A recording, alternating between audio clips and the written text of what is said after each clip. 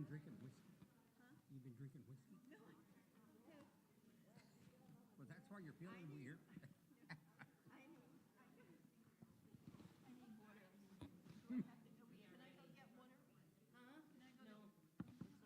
Bourbon and water? We need to get started.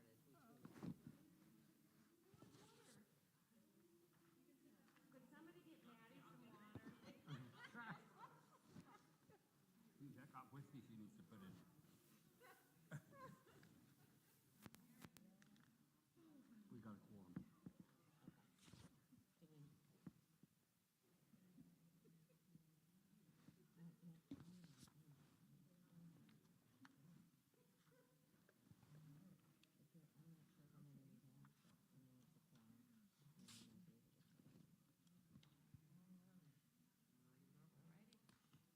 Okay.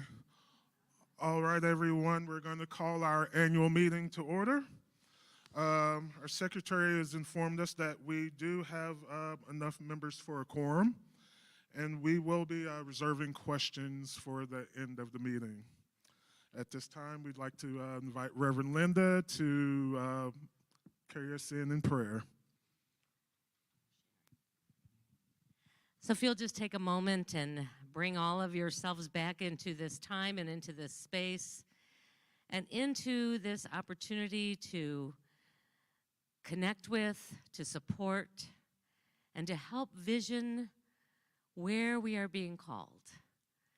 We are grateful for each person here, grateful for this board leadership, grateful for the people who have come to understand and to continue to find ways to support this community as we move forward. And for all that is said, all that is shared, all that is questioned, we are grateful. Amen. All right, so at this time, we invite Phyllis Lentford, our secretary, to read last year's minutes.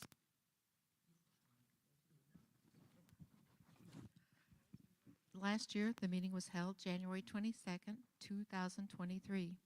President Sharon Crowder states the secretary has informed us there's 25% of our members. Opening prayer was read by Reverend Linda. Like that? Is that better? Okay, thank you.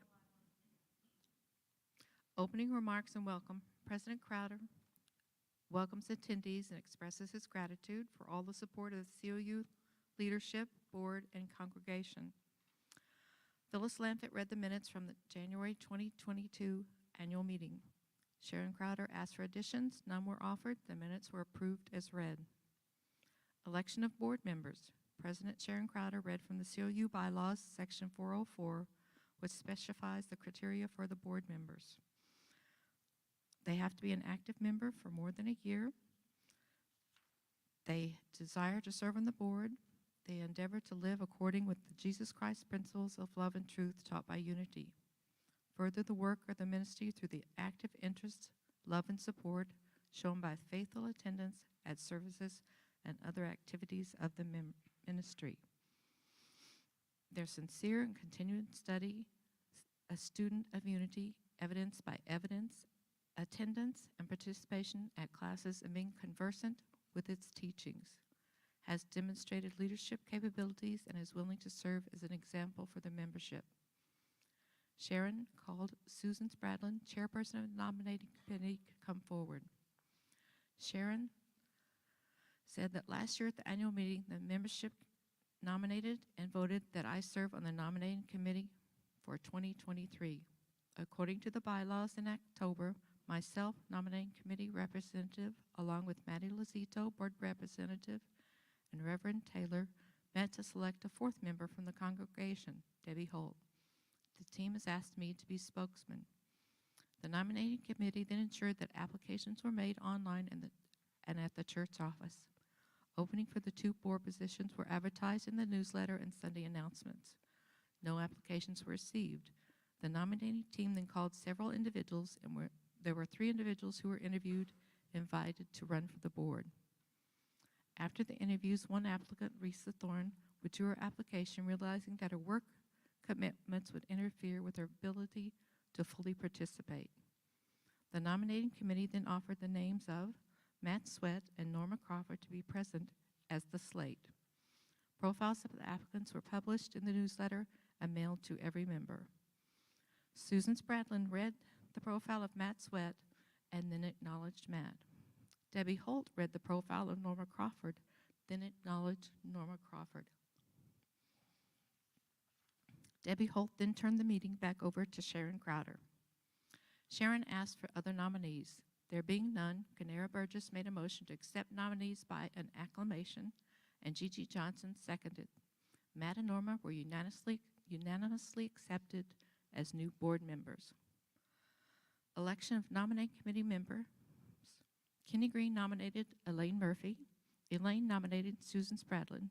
Ganera Burgess made a motion to accept both, seconded by Winfield Armstrong. Both were accepted unanimously. Sharon then introduced the new board. Mary Salerno calls upon Sharon Crowder and thanks her for her service on the board, the church, and the congregants. There's a treasury report by Kenny Green. He presented the 2023 vision. The net income for 2022 was a minus $16,586. He was grateful for a strong congregational giving of a minus $9,000 over our 2022 vision. The final vision budget also reflects a likely $11,000 shortfall. However, we have included the vision the full payoff of our loan balance of $17,911. We currently have limited our monthly payment to $500. If we continue that, it would be $10,000 less to help cover the shortfall. We have also included $10,000 for an air conditioner replacement. Other funding ideas. The board held a special meeting to discuss other ways to increase the flow of income. Sell our cemetery plots, sell remainder of unused property in the back, Mind Body Spirit Fest with Jennifer Farmer, 40 Days of Lent Challenge, Cookbook, Oktoberfest, Birthday Banquet. Congregational support as part owners to meet our 2023 vision of contributions, approximately $100 per week. In the last quarter, we had an average in-person attendance of 45 and an average online view of 90 between Facebook and YouTube. If you gave $1 more per week, there would be an over $7,000 increase. The current fund balance totals: the reserve is $12,413. The general fund has $2,535. The building fund has $6,883, and the birthday banquet, which was a special project, holds $3,130. The Reverend Carroll Scholarship Fund. Since 2005, Reverend Scholarship Fund has provided 50 scholarships in a total of $95,800. As of January 6, 2023, the balance in the account was $11,009. Those scholarships not only go to universities, they include our Center of Unity, vocational trades, and technology. Our deepest gratitude goes to YOU, our wonderful ministers of our Center of Unity congregation, and as well as members of the Grapevine community and other donors in the United States. They named all the recipients. There were 2023 applications due for the Valentine's Day 2023, postmarked no later than that midnight. Thank you for all your support, commitment to this congregational support. The Strategic Fund.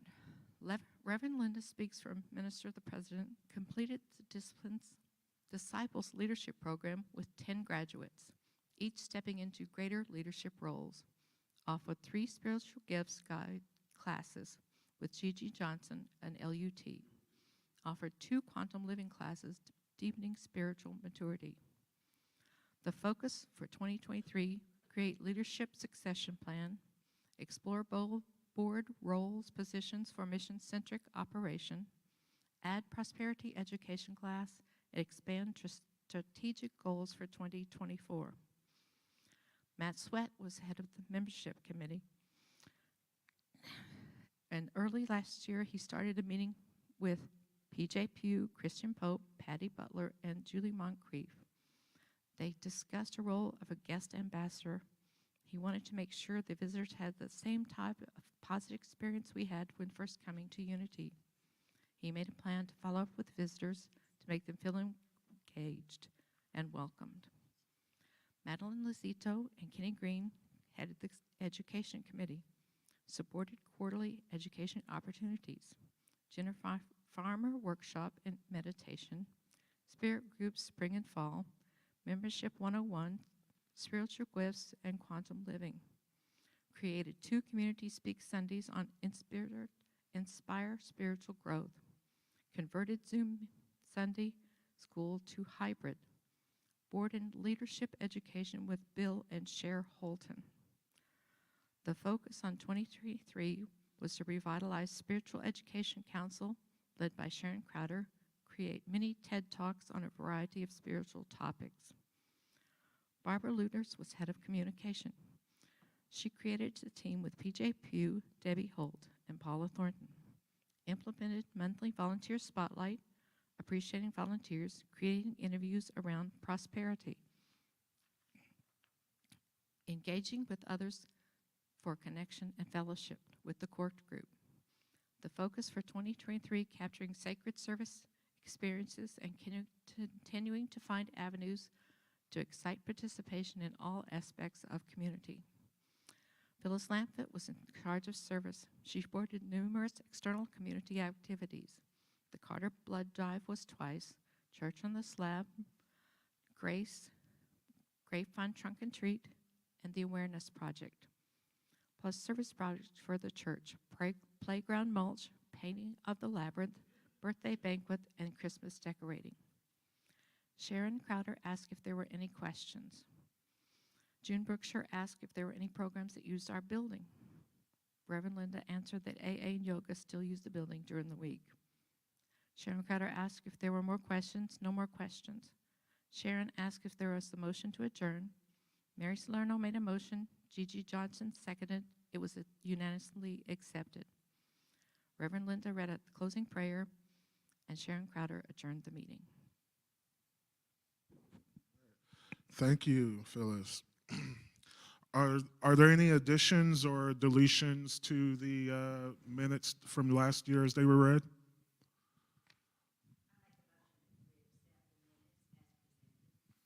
All right. Can we get a second? All right. All those in favor of accepting the minutes as read, say aye.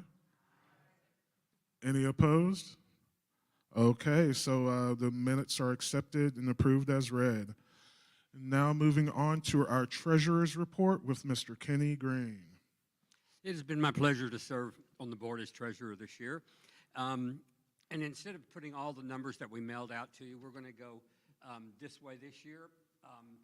If you look up there, the 2023 vision for income was 253, 126. The 2023 actual was 235, 379. And our 2024 vision would be 266,000. The normal expenses, we had a vision of 266,061. Yes. Pardon? Can I just talk without it? No, we have live stream people trying to hear. I'm sorry. I'm sorry. There you go. Always trying to change things.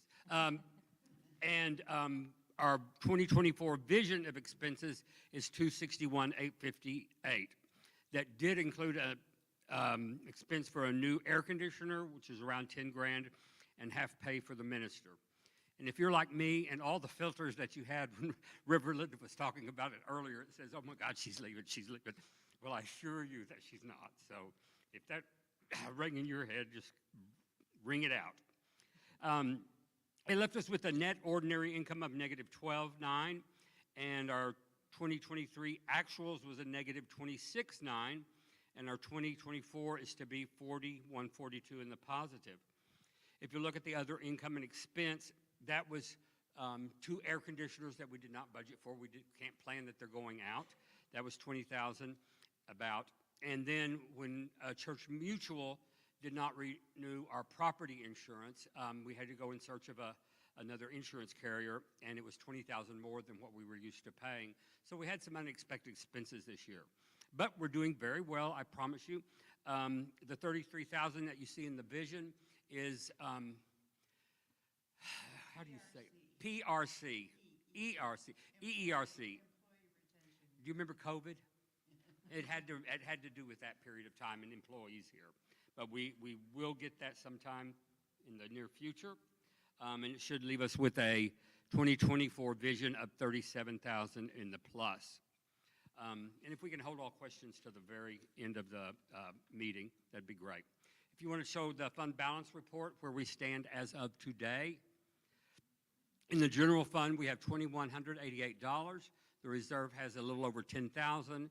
Our loan repayment fund only has $315 in it. Our building fund has $575, and our line of credit, the money that we owe the bank, is at $56,218. You know, this income we received last year of $235, you know, 75, 80% of that was from the congregants, and I think that is pretty remarkable. And everything that I've asked, everything I've asked Reverend Linda to be mindful of, she was already, you know, 2 steps ahead of me. And I want you to know that we kept costs for employees to 43%. And that's a number that this church has not seen in the 6 years that I've been here. So I think we're doing very well, and I will turn it over to Reverend Linda. All right, yes, time for the minister's report. Yeah, I'm going to make this pretty brief. Just for a moment to speak to me going to a more part-time status. Like I said, this was my request. I made a decision to go ahead and start taking my Social Security a little bit early, and in looking at all the numbers, that limits what I can make here, which is, you know, a positive thing for the church. And in order for me to have an energetic longevity here at this church, it also is allowing me to balance my time away. And it also dovetails into what I feel like I'm being called to be here as someone who empowers greater leadership amongst the community, a spiritual coach, and to really lead this community in a time of discernment. To that extent, we're already starting this year, as of yesterday, with it was an invitation spirit group leadership, which includes all of your board, including the 2 that we anticipate coming onto the board. Spirit group hosts other leaders in our community. And we're really looking at what is dissolving away, which is the church model that's been around since the 1500s, and that gooey process of trying to figure out what is seeking to emerge. You've heard, and it's a fact, that across every denomination, at least in our Western culture, there's a decline. There's both a decline in attendance, and there's a decline in giving. And it is a reality that we all have to face. In 10, 20 years, we're going to have to see how it is that we show up in a way that engages people, not only to participate, but also to support what this ministry is offering. And I don't know what that looks like. As I was telling the group yesterday, nobody knows. This is new territory. But Spirit knows, and part of this process is really being in discernment with how that's arising within us and what's calling us forward, and understanding some of the dynamics of what's unfolding in our world, in our culture, and in our spiritual communities, and how some of those luminary leaders, which is part of this course that I'm taking, are beginning to experiment with ways. And it will be an experimentation for us. This will not be one of those things where we go, this is it, you know, this is our goal, and this is the way we're going to meet our goal. It's going to be a process of experimentation. So that's kind of where we're at with all of that. You know, probably from week to week, it will have some change in the hours that I invest, but it will more be about the time that I'm away. and really embodying and in empowering this community to flourish, even in those times when I'm absent. And one thing I will say about the financial vision is we are continuing to seek out other sources. Our Montessori school has been growing and growing and growing in their profit share with us. I think we're at 1,700 now in less than a year. So we are getting back to having that stream of income, which really helps with the cost of maintaining this large building. And we're also in prayer and just ask you to hold us in prayer that we're going to find an insurance carrier that's in the reasonable range when our contract is up for renewal in May. That will be another significant financial impact one way or another. So we want to see it as being to our favor. It still will be expensive, as all of you know. Insurance just keeps going up and up, but not hopefully at the same place that the high-risk market charges us. All right, so I just want to speak quickly to the strategic goals, and I'm not going to go into huge amounts of detail. We're kind of at our winding down of this. You know, we worked hard on this, and we put a lot of effort into it, and now we're going to be in that whole discernment phase about what's next in this coming year. That will be our focus, but I wanted to kind of wrap up the teams and the efforts that they did, and I have a couple of slides to do that. The first is the leadership. One of the wonderful things that happened, unexpected things that happened this last year, is we had 2 LUTs. For those of you who know that, those are people who have been through a lot of training and time and energy and investment and leadership in Unity communities. They came to us from other communities where they had served in the past.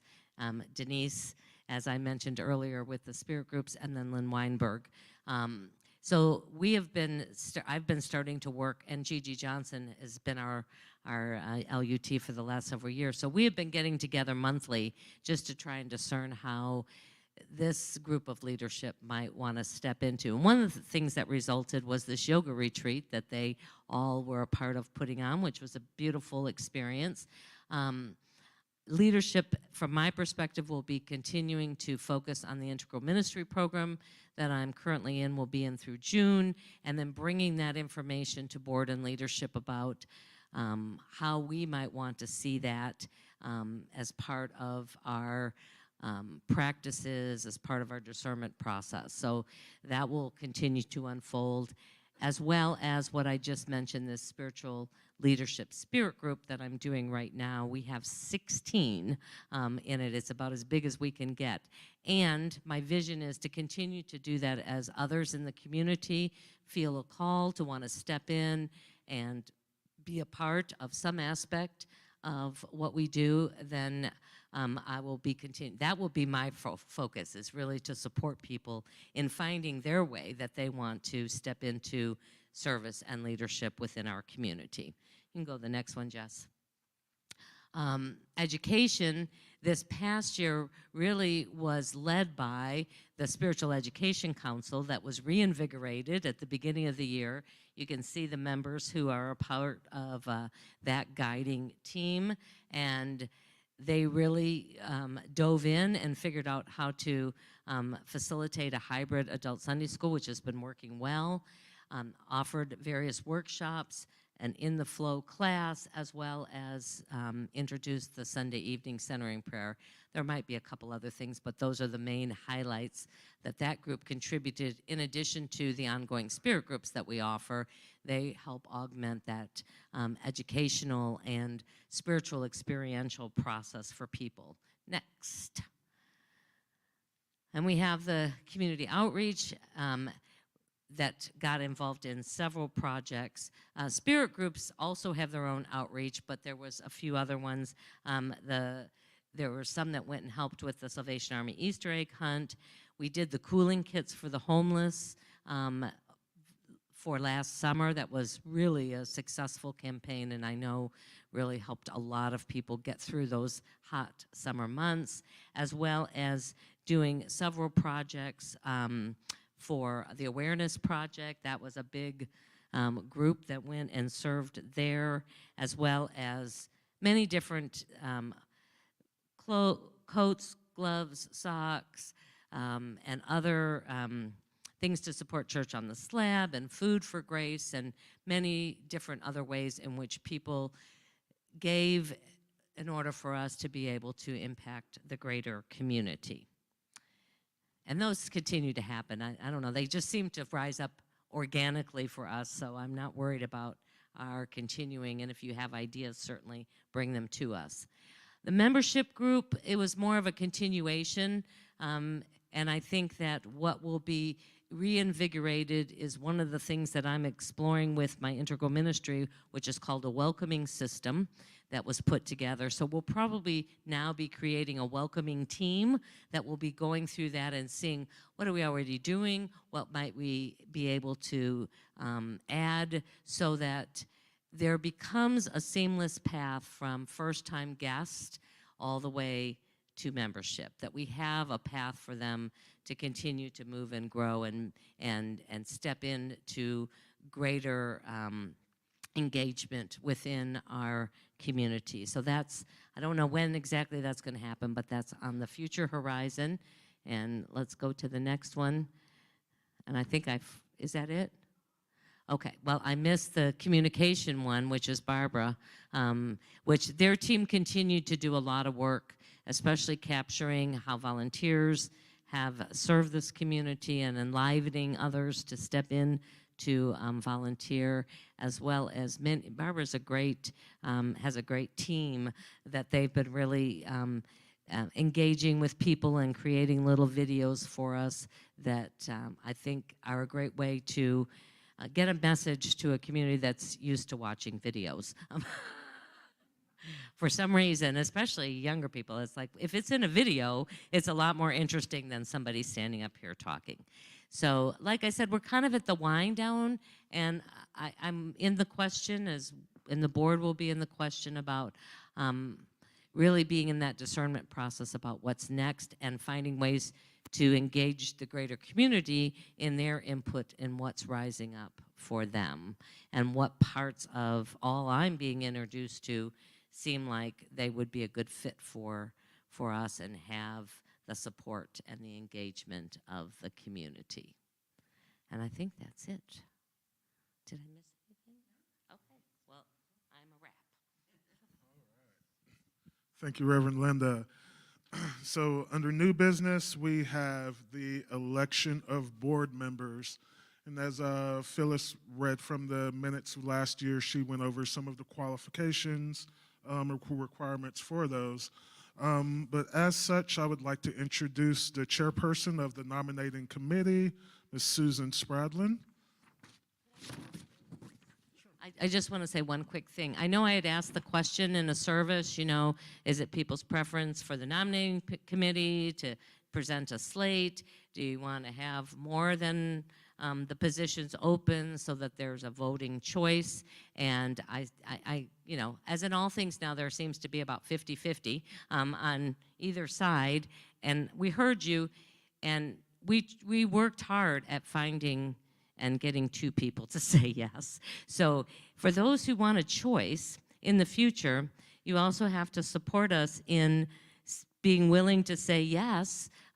We went through a number of people we approached who didn't feel like this was their time to serve. So I would love to give you choices, but that means that the people of this community have to be willing to say yes. So you have 2.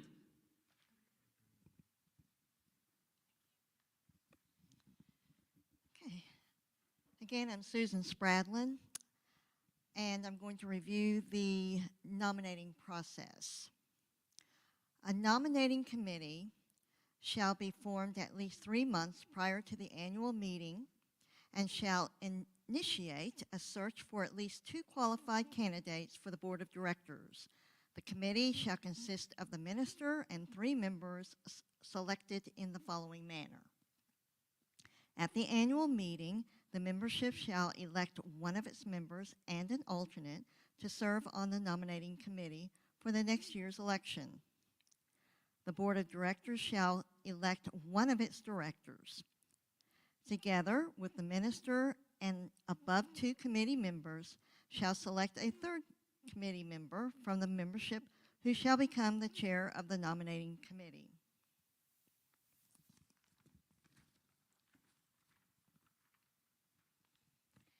In the event a member and the alternate member of the nominating committee is unable to serve, the board shall select a person from the membership to fill the vacancy. The vacancy shall not be filled by a current board member. I will now introduce the first board candidate, Lori Elhart. Lori, would you please stand as I introduce you? Lori Elhart has been a member of the Center of Unity for the past 5 of the 6 years she has attended. She enjoys fellowship with members of the congregation and consistently supports the church through tithing and sharing her musical talent as rhythm guitarist on the praise team. In addition, Lori rises to the call for volunteers when needed for various projects, including outdoor beautification work, even during the height of the summer heat. Lori would offer her exceptional strengths to board service. She has the ability to keep an open heart that allows her to assess all sides of an issue. She feels that everyone is entitled to personal opinions, and she respects differing viewpoints, though they may be different from her own. Another strength in board service would include utilizing her technological skills to enhance the administrative mechanisms of the church if needed. In addition, she is interested in organizing more workshops. Most importantly, Lori desires to serve to expand her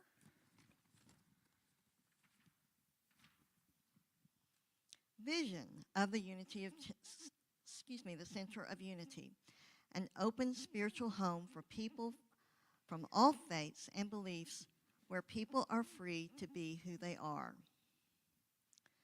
Nominating Committee alternate Elaine Murphy will introduce the second board candidate.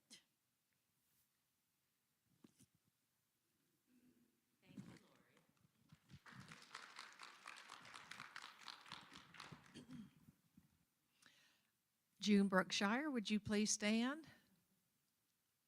June Brookshire has been a member of the Center of Unity for the past 27 years, supporting it with regular ties and by volunteering in myriad ways. She rejoined the care team in 2023 because she enjoys enhancing and growing her spiritual journey through prayer with people in need of support. In addition, June has worked with teens, other women, and in small groups. She enjoyed singing in the choir in the early 2000s, serving on the leadership team of the former WOW group, serving on the finance committee, and serving in youth ed. As a retired self-employed businesswoman, teacher, and school counselor, June has honed skills that will be an asset to the board's efforts, with specific interest in building maintenance and review of standard business practices. The Center of Unity is June's place of spiritual worship, as well as an important avenue for service and friendship. Besides Unity teachings, June has gained wisdom from her studies in Native American traditions, Buddhism, and Edgar Cayce principles. Because of Unity's inclusiveness, she is able to blend these diverse spiritual practices and wisdoms. Who gets this next? All right. Thank you very much. Okay, so are there any other or further nominations for our board? Okay. If there are no other nominations, then can I get a motion to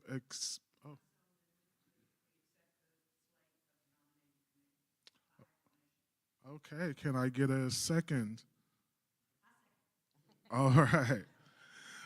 So all of the congregation in favor of accepting Lori Elhart and June Brookshire as our newest board members, can I get an aye? Are there any opposed? Okay, we accept our newest board members for 2024. All right, good deal. At this time, we'll accept nominations for our for the nominating committee member. I don't know, he's still here. I'd like to nominate Jeff Holland. Perfect time. Oh, okay. We do it this way. Did he leave or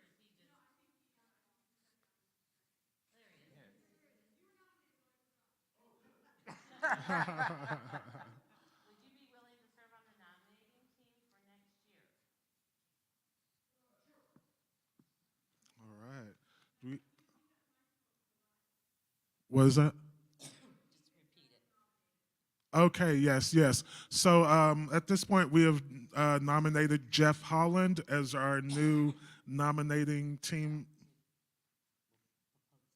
Yes, yes. So we're proposing that he be the new nominating committee head.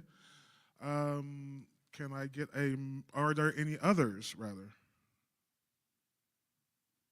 Okay. If there are no other nominees, I ask for a motion to accept Jeff Holland as the new nominating team member. All right, can I get a second? Okay, all of those in. Okay, PJ seconded. Okay, all those in favor say aye. Are there any opposed? Okay, looks like it's passed. Mr. Jeff Holland is our new nominating team member. Now, at this point, we also need an alternate member in case Mr. Holland's not able to fulfill the duty. Do I have any nominations for an alternate?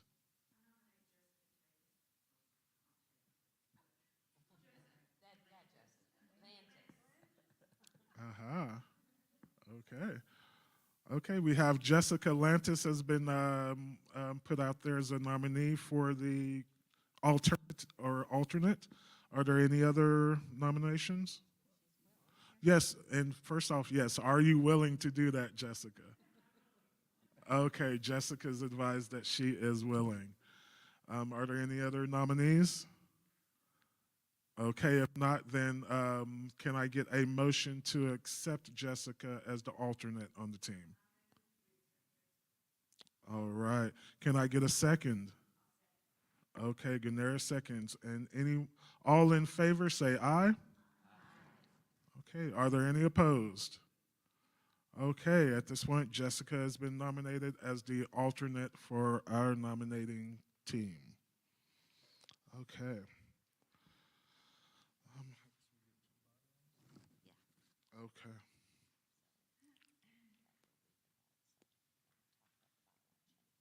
Okay, so this year we have a change to our bylaws under section 3.05, meetings and quorum.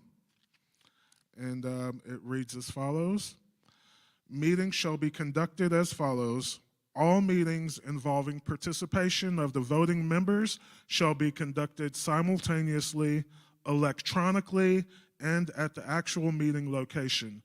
Voting members joining electronically shall now have the same voting privileges as those joining and voting at the actual meeting location. Electronic votes shall be monitored and counted by 2 individuals approved by the minister or the board of directors. Okay. All right, are there any questions about this new bylaw in terms of allowing members to vote electronically? Any topics anyone would like to bring up or discuss? Just for clarity purpose, this is not a vote by proxy. So if you're not attending the meeting, i.e. whether it's here or whether you're on the live stream, and we'll have people who will be monitoring that, it's not like, well, I'm going to be gone, can I just give you my vote now? You still have to be present. You just now can be present either. This allows our members who may be in remote locations or maybe traveling that they could still come in electronically, be at the meeting, and have a vote. And they'll be counted as part of the quorum. And they will be counted as part of the quorum, yes. And we're working all the logistics of making that work smoothly by next year. Yes.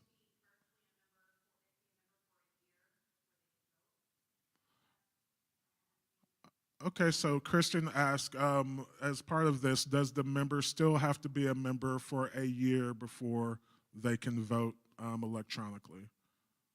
That's not the case now. To be on the board. Okay, that's just a requirement to be on the board at this time, to be a serving member for a year.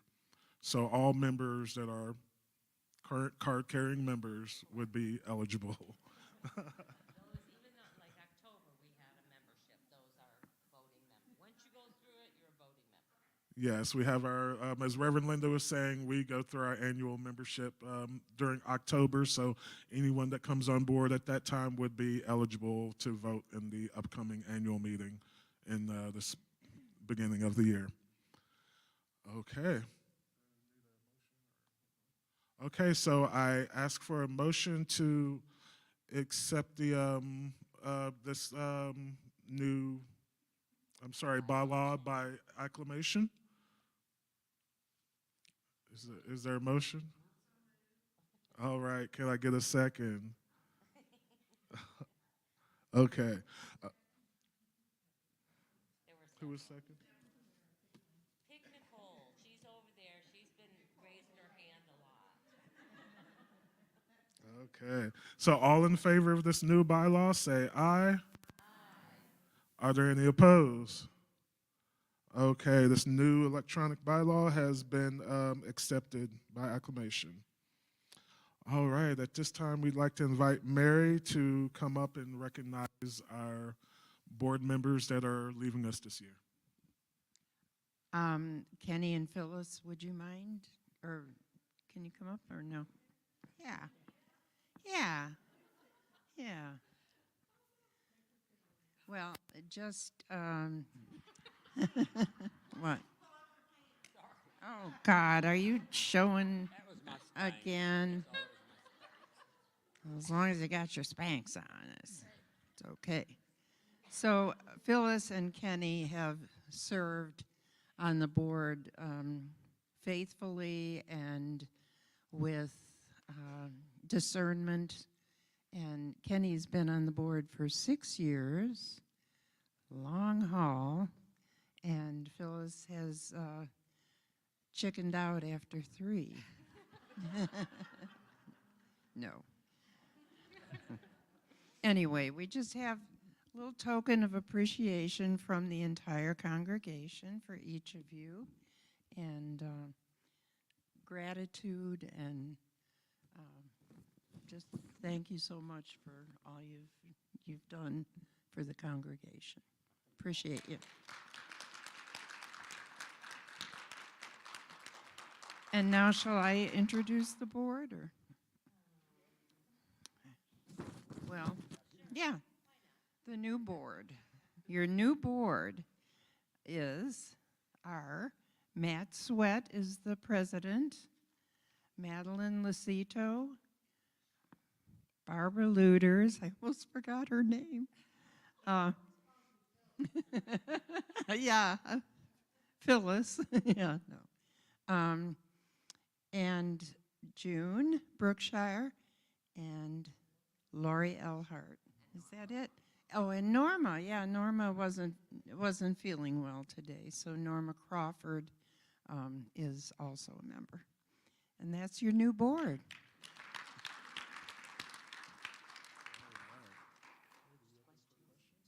All right, so this is the point of our meeting where we open up for questions, concerns, or topics of discussion. Is there anyone that'd like to bring up anything? All right. Debbie Holt. We recognize Debbie Holt. I actually have 2 questions. Last year we were talking about the income we might get from the lease. Did that come through? You know, the tower lease? Yeah. That's in. Okay. That's in process right now. The income we anticipated is valid, $2,000 a month once the tower is installed. Now, we know what happened last time, and the tower wasn't installed, so we're still waiting. We don't know if it's going to be or not, but we have the final papers to sign to go ahead and allow them to use our space. And at the signing, we'll have $2,000 they'll give us. And then after that, we wait until there's a tower. And at that point, the income for the church is $2,000 a month. Okay, but not yet. Not yet. Okay. Yeah. My other question is, what is the status of our scholarships from last year and going forward? Yes, the Reverend Carroll Scholarship Fund. All right. Would you like to speak to that, Ganera? With the Reverend Carroll Scholarship last year, there was a difficulty at the Grapevine Colleyville ISD, and the application did not get on their senior page for scholarships. Now, this year, I've made sure, and I've told them that we have invested. I talked to the superintendent. I've talked to, and you don't really know how much I've talked, but yet the sharing that we have already supplied $90,000 in scholarship, and how did it get left off the website was my first question. In about that same tone. Okay, so I have worked, and I know that it is on their website now. It took I went 3 times to make sure it was on there, and now I know it is because I've already received the first application. Okay, and so I was able to clarify to them. I just wanted to make sure Reverend Carroll Record did not get in a woke situation and them deciding that it was only going to be to this church or whatever. I made that very clear, sharing how many children are young adults that we've given scholarships to that were from another country being housed here and wanting to go to the university here, and was able to make them realize that this is not something that you have to belong to our church to be even considered. Okay, it's an open door. So, and they're very receptive. They made sure I've gotten 3 emails stating, I don't know where I reassured you of this, but they, you know, when they do it. And then about another week or so later, because the superintendent is also, we share, and Reverend Carroll also talked to the superintendent. So we should have applicants this year.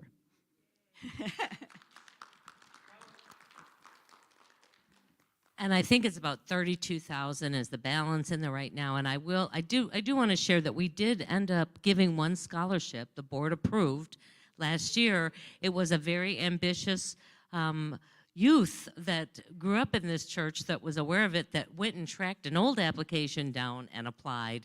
And we wanted to honor that, so the board did approve his. Yes. Yes, so even though we didn't go through the whole team review process, Ganera felt he was very worthy based on his application, and we as a board did too. So we did at least award, even though we fell off the radar of the vast majority of the students out there. There was one, and through his ambitious determination, we rewarded him with a scholarship.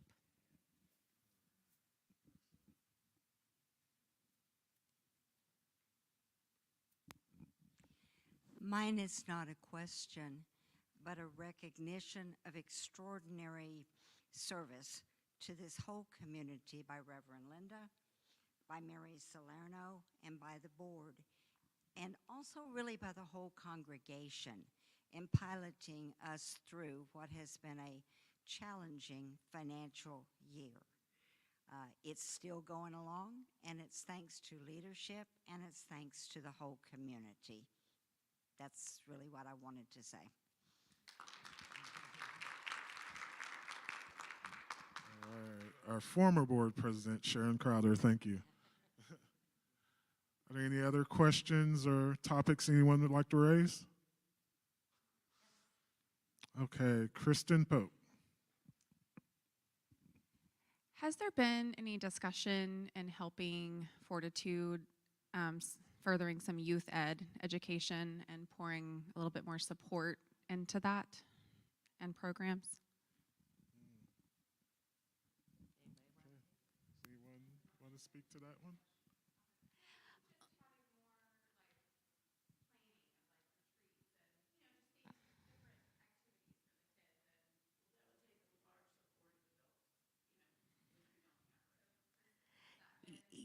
Youth is definitely a part of our ongoing discernment and discussions, as always.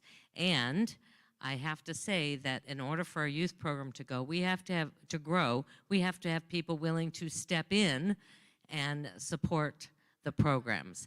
I will say that from the leadership and the board's behalf, we were able to increase Debbie a little bit more to recognize all of her time and energy and effort that she puts in that program. We started her at a very low rate, so we're grateful for that. And yes, I think it's something that we definitely want to look at as far as our energy and our resources, and how we re-engage those younger people who are coming into it now from a whole different perspective. So, did you want to address something? I think Kristen is remembering back when she was in YOU, there was a lot of retreats for YOU. There was retreats for the YE directors and teachers and all that. But based on what I've seen, and there hasn't been anything that's coming from the regional Unity or any kind of retreats like that. Those kinds of things are not happening within the Unity churches. So it's a lot of energy and a lot of work to put on, even a day event. And I just know that from, doing things like through Scouts and everything else. It's a lot of work, and I've been thinking about it, but I keep watching for it. But there's not anything for the YOU, and we don't have high schoolers yet. They're there. I think we got Lola is getting ready to cross that threshold soon, and so the 9th grade. But it's going to take having the youth and the adults to be able to support something like that. I think there is a ramp up of energy around that at the regional and national levels. I'm seeing a little bit more. It's just been a real slow ramp up. I just saw that they just hired, I think, a new youth consultant in the South Central region. So I think it's there, but I think it's just the pace in which it's happening seems to be not as quickly as maybe some people would love it to be. But yes, it's always, we know this is our future, so it always has to be part of our discussions, our discernments, our planning, and at least to the best we can, are investing our time and resources there. I think sometimes we feel kind of alone. Can you tell us, Linda, how many churches there are in our region or nearby? We used to have a district. Like, what's going on in our region? And I think it's pretty slow to come back too, and I have to say that one of the commitments that I'm making this year is to go to conference. I haven't been to a national conference in probably a decade for various reasons, and to also go to a regional conference, which both of those things, are time investments as well as. So the regional conference last year was canceled because there wasn't enough participation. but they are committed to doing one this year, as well as the national conference. So I think we're seeing a slow reemergence of people engaging at those levels. But it's been challenging. I think so many people have just had their heads down, focused on their own community, and trying to figure out this new way of being post-pandemic, and re-engaging people and youth and activities, and how we do that, and adding the technology. But I think there is a, yes, but you know, the old days of where there used to be ministers that would meet monthly of our local churches. A few of those have shut down. Denton Church shut down through the pandemic. I think the Irving Church is about there. If not, I mean, they have like maybe 10 people in attendance. So, you know, again, the decline of attendance has also contributed, you know, and I don't know what that's going to look like in the future, but I am making a commitment to re-engage more at the regional and national level so that I can bring that into this community. And again, I'm hoping at the youth level there's some more of that going on too, that there's some teacher training, that there's some youth directors getting together to support each other, that's part of both the regional and the national engagement. Yeah. So, yeah, our axis got tilted pretty heavily, and now we're just trying to figure out how we move forward with that. All right, so thank you all for bringing those topics to our awareness. Are there any other questions, concerns, topics?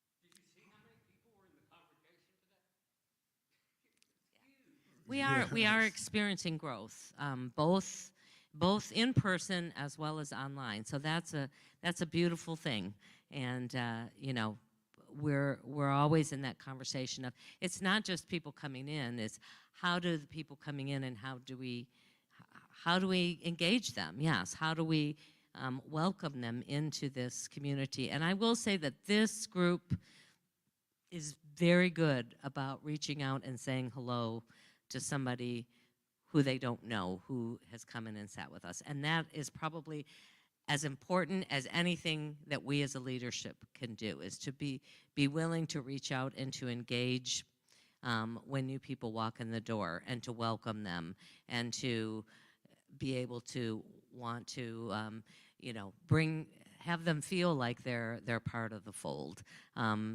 In those first few critical weeks and months that they're a part of us. So that's part of what this welcoming team will be focusing on, is how can we do that even better.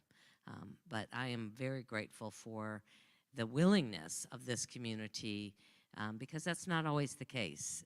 People come and they see their friends and they want to just hang out and talk with their friends, and aren't always comfortable in going up to somebody they don't know and saying, hey, you know, I don't think we've met, and is this your first time here, and glad you're with us. But that's a really, so that's something that all of you can do.